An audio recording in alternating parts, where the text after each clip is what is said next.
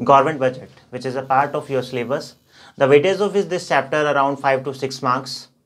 It is a very important chapter of your syllabus. But first to go through the chapter, we will discuss about budget. Budget क्या है?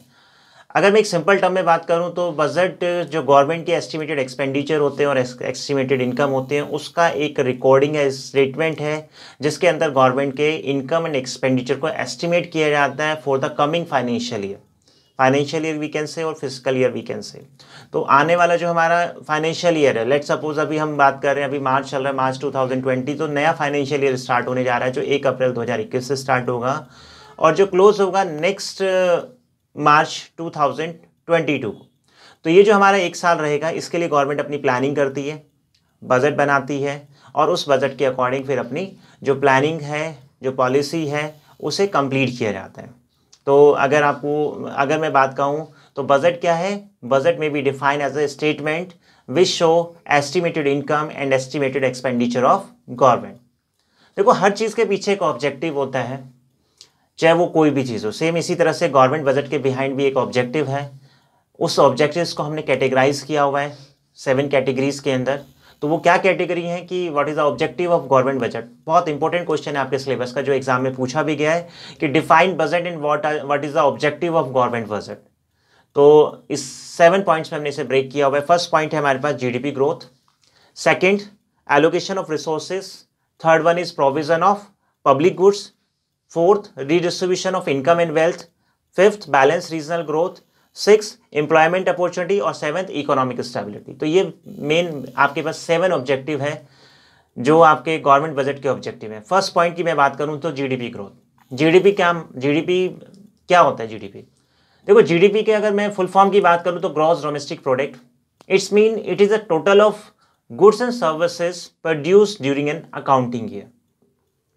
तो budget के पीछे एक objective हमारा ये भी रहा कि हमें जीडीपी ग्रोथ को बढ़ाना है, यानी कि जो हमारा प्रोडक्शन है गुड्स एंड सर्विसेज को, उसे हमें इंक्रीज करना है। क्योंकि देखो, अगर हमारा गुड्स का प्रोडक्शन बढ़ेगा, सर्विस का प्रोडक्शन बढ़ेगा, तो उससे इनडायरेक्टली क्या होगा? एम्प्लॉयमेंट अपॉर्चुनिटी क्रिएट होंगी, पॉवर्टी रिड्यूस करने में हमें थोड़ा सा बेनिफिट मिलेगा।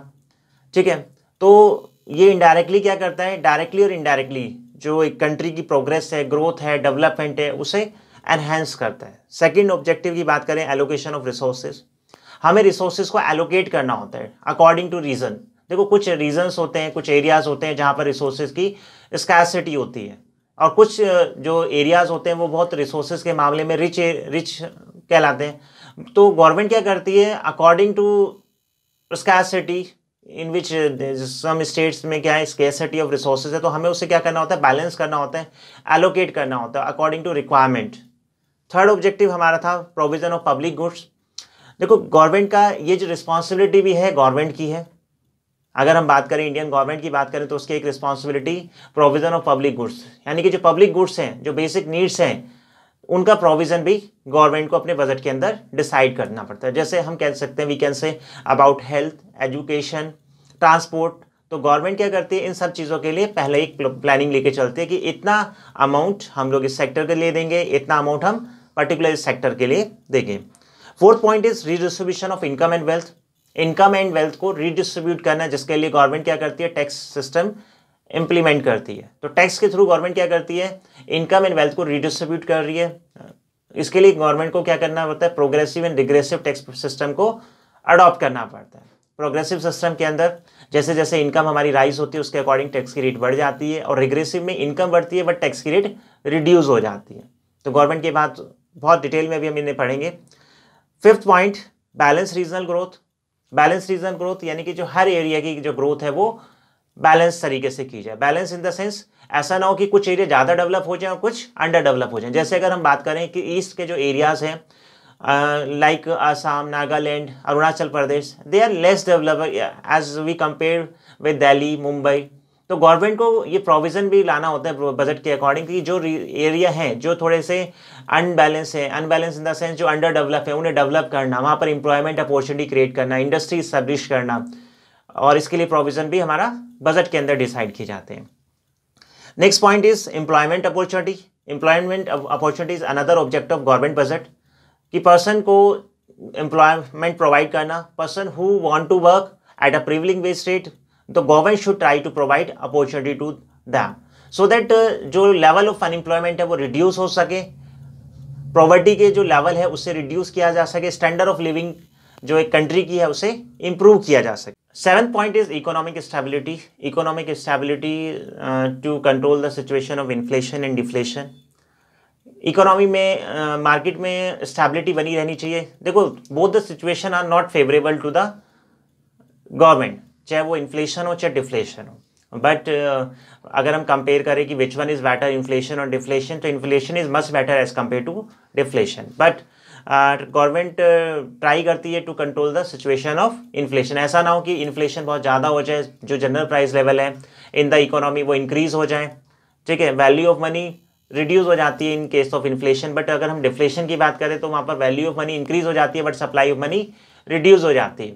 तो गवर्नमेंट ट्राई करती है to control the situation of inflation and both deflation. तो economic stability is another objective of government budget. तो ये तो हमारी बात हुई अभी गवर्नमेंट बजट क्या है, क्या इसके ऑब्जेक्टिव हैं. अब इसे अगर हम डिटेल में जाएंगे, इसका बजट का स्ट्रक्चर आ जाता है जिसमें हमारे पास दो साइड आ जाती है, एक बजट रिसिप्ट्स एंड एक बजट एक्सपेंडिचर. यानी कि रिसिप्ट की बात करेंगे, हम एक्सपेंडिचर की बात करेंगे. रिसिप्ट यानी कि पैसा हम गवर्नमेंट के पास कहाँ से आएगा. देखो गवर्नमेंट इतनी सारी प्लानिंग कर रही है, इतनी सारी पॉलिसीज बना रही है, बजट बना रही है कि यहाँ से पैसे, यहाँ इस सेक्टर को इतना अमाउंट चाहिए, इस सेक्टर को इतना अमाउंट चाहिए, बट वो पैसा आएगा कहाँ से. तो गवर्नमेंट को क्या करना पड़ता है कि इसका स्ट्रक्चर तैयार करती है, budget receipts and budget expenditure. यानी कि एस्टिमेटेड रिसिप्ट्स क्या है गवर्नमेंट की और एस्टिमेटेड एक्सपेंडिचर, यानी कि गवर्नमेंट कहाँ से पैसा लाएगी और कहाँ उस पैसे को खर्च करेगी. तो बजट रिसिप्ट्स की भी अगर हम बात करते हैं, देखो अभी हम बात करते हैं बजट रिसिप्ट. बजट रिसिप्ट यानी कि एस्टिमेटेड रिसिप्ट ऑफ गवर्नमेंट या estimated income of the government for the financial year, for the coming financial year. And same as अगर हम बात करें बजट एक्सपेंडिचर यानी कि estimated expenditure of government for the upcoming financial year. तो budget receipts को हमने दो कैटेगरी में बांटा. दो कैटेगरी कौन सी, एक रेवेन्यू एक्सपेंडिचर एंड एक second one is capital expenditure. तो अभी हम बात करेंगे बजट रिसिप्ट्स की. बजट रिसिप्ट्स गवर्नमेंट की एस्टिमेटेड इनकम को शो करता है कि फाइनेंशियल जो हमारा ईयर है कि गवर्नमेंट के सोर्स ऑफ इनकम क्या है. अब इसे अगेन हमने दो कैटेगरी में बांटा हुआ है, एक revenue receipts and second one is capital receipt. तो रेवेन्यू रिसिप्ट्स क्या होती है, these receipt do not create any corresponding liability to the government and do not cause any reduction in the assets of the government. यानी कि कहने का मतलब है, ना तो देखो हमारे पास क्या आ रहा है, रिसिप्ट्स आ रहे हैं यानी कि पैसा आ रहा है, ना तो गवर्नमेंट की कोई लायबिलिटी इंक्रीज हो रही है और नोर कोई असेट्स रिड्यूस हो रही है, पैसा आ रहा है. अब देखो हमारे माइंड में क्वेश्चन आएगा कि हाँ जी पैसा तो हमारे पास आ रहा है लेकिन ना तो हमारी लायबिलिटी इंक्रीज हो रही है. लायबिलिटी मीन्स जो हमें पे करना है अपने क्रेडिटर को, ना तो हमारी लायबिलिटी इंक्रीज हो रही है नोर हमारी असेट्स रिड्यूस हो रही है. तो ऐसा क्या सोर्स है कि पैसा आ रहा है हमारे पास. तो हमारे पास गवर्नमेंट के पास क्या होते हैं, रेवेन्यू रिसिप्ट की अगर सोर्स की बात करें, टैक्स रिसिप्ट होता है. फर्दर मैं इसे कैटेगराइज करूंगा tax receipt and non tax receipt.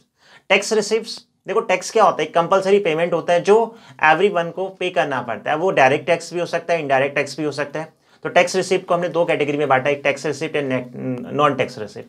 अब tax receipt further can be classify या can be categorise income tax जो इनकम पे करना पड़ता है, कॉर्पोरेशन टैक्स जो हमें प्रॉपर्टी कॉर्पोरेशन को देना पड़ता है, एमसीडी वगैरह.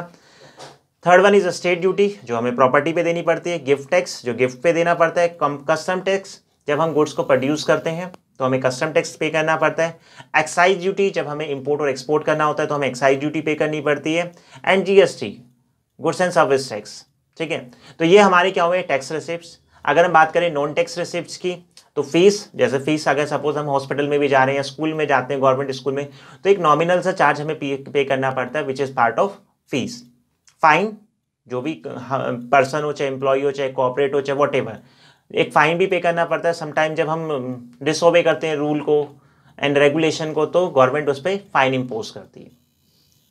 एस्टीट, समटाइम क्या होता है किसी पर्सन की प्रॉपर्टी का कोई ऑनर नहीं होता या हम कह सके कि एक उत्तराधिकारी नहीं होता कि आफ्टर दैट वो प्रॉपर्टी किसके पास जाएगी, तो वो प्रॉपर्टी गवर्नमेंट एक्वायर कर लेती है तो उसे गवर्नमेंट की इनकम कंसिडर किया जाता है under the head of एस्टीट.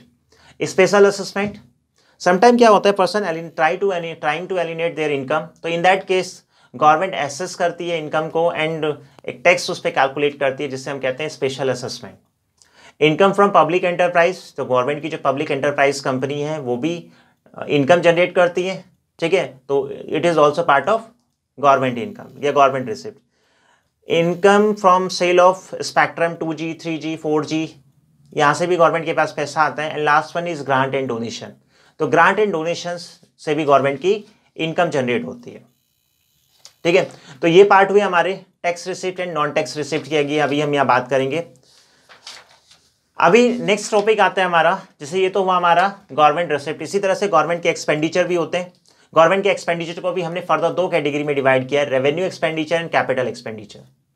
Revenue expenditure stop. अभी हमने बात की बजट रिसिप्ट्स की, अब उसके बाद हम बात करेंगे, जैसे अभी हमने बात करी रेवेन्यू रिसिप्ट्स की, तो रेवेन्यू रिसिप्ट के साथ आता है रेवेन्यू एक्सपेंडिचर। जस्ट इसका अपोजिट है। रेवेन्यू एक्सपेंडिचर यानी कि हम खर्च तो कर रहे हैं, लेकिन ना तो गवर्नमेंट की क्या होगी, लायबिलिटी कोई रिड्यूस होगी, और नोर असेट्स आपकी इंक्रीज होगी। यानी कि गवर्नमेंट की ना तो असेट्स इंक्रीज होगी और ना ही लायबिलिटी रिड्यूस होगी। जैसे अगर हम पेमेंट ऑफ इंटरेस्ट करते हैं, तो पेमेंट ऑफ जब इंटरेस्ट करेंगी गवर्नमेंट बोरो करती है पैसा फॉर द डेवलपमेंट या फॉर अदर एक्सपेंडिचर्स, तो गवर्नमेंट उसमें पेमेंट ऑफ इंटरेस्ट कर रही है। तो पेमेंट ऑफ इंटरेस्ट से ना तो हम गवर्नमेंट की क्या हो रही है, प्रिंसिपल में कोई कमी आ रही है, यानी कि जो उसकी लायबिलिटी है वो एज इट इज बनी हुई है, वो सिर्फ क्या कर रही है, पेमेंट ऑफ इंटरेस्ट कर रही है, ठीक है। और ना ही उसकी कोई असेट्स क्रिएट हो रही है, ठीक है। तो अगर हम बात करें जैसे wage bill of the government है या इंटरेस्ट पेमेंट है, ये सारे एग्जाम्पल होंगे आपके रेवेन्यू एक्सपेंडिचर के। तो ये बात रही हमारी रेवेन्यू रिसिप्ट्स की एंड रेवेन्यू एक्सपेंडिचर की। उसके बाद आता है हमारा कैपिटल रिसिप्ट्स। देखो कैपिटल रिसिप्ट्स, जैसे रेवेन्यू रिसिप्ट्स की बात की थी तो वहां से क्या कहा था, रेवेन्यू रिसिप्ट में हमने कहा था कि गवर्नमेंट की ना तो लायबिलिटी इंक्रीज होगी नोर असेट्स रिड्यूस होगी। तो यहाँ जस्ट अपोजिट है। अगर हम बात करेंगे कैपिटल रिसिप्ट, कैपिटल रिसिप्ट यानी कि पैसा आ रहा है गवर्नमेंट के पास, लेकिन पैसा कैसे आ रहा है, या तो गवर्नमेंट की लायबिलिटी क्रिएट हो रही है, या तो आइदर लायबिलिटी क्रिएट ये और असेट्स रिड्यूस। तो इसका मतलब है गवर्नमेंट या तो क्या कर रही है, बोरो कर रही है, या फिर डिसइन्वेस्टमेंट। What is disinvestment? अब हमारे पास यहाँ एक क्वेश्चन आता है कि डिसइन्वेस्टमेंट क्या है। डिसइन्वेस्टमेंट अगर हम बात करें तो डिसइन्वेस्टमेंट सिंपल टर्म में मैं बोलूं तो disinvestment is a sale of public ownership. जैसे गवर्नमेंट की जो अंडरटेकिंग कंपनियां होती है उसमें गवर्नमेंट अपने जब शेयर को सेल कर देती है टू द प्राइवेट ओनरशिप में, इट इज कॉल्ड डिसइन्वेस्टमेंट। तो जब गवर्नमेंट अपने शेयर को सेल कर देगी तो क्या होगा, गवर्नमेंट का जो ऑनरशिप है वो रिड्यूस हो जाएगी।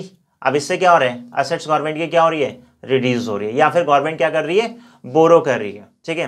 तो कैपिटल रिसिप्ट्स में भी जैसे recovery of loan, borrowing and other liability में भी जैसे रिजर्व बैंक ऑफ इंडिया या रेस्ट ऑफ द वर्ल्ड से गवर्नमेंट बोरो करती है, और अदर रिसिप्ट्स के अंदर हम लोग डिसइन्वेस्टमेंट वगैरह को इंक्लूड कर सकते हैं।